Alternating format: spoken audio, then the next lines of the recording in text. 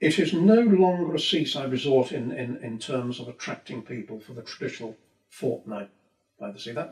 That's gone from the whole of England ever since the 1960s, really, with the introduction of jet aircraft and package holidays, and Franco's invention of the costas in Spain to attract the British market.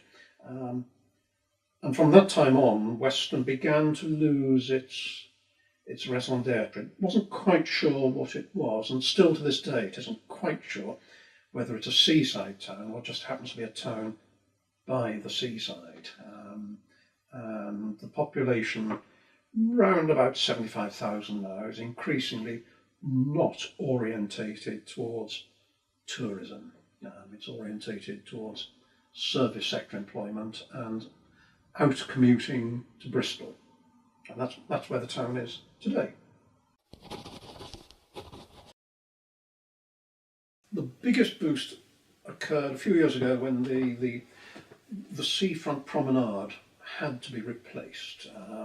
There was a great danger of the sea overtopping the wall, serious flooding potential for about 5,000-6,000 properties, and the government invested something like £30 million to create a new secondary seawall, and on the back of that a new promenade was laid. So a very, very attractive seafront, £30 million worth of work, and suddenly Weston had an attractive new promenade.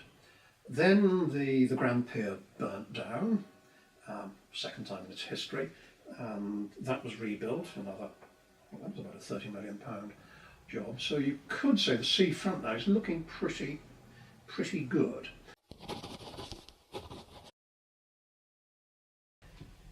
I think a lot of people didn't quite see the irony of it. Certainly a lot of councillors thought this was wonderful, bringing this artist to Weston.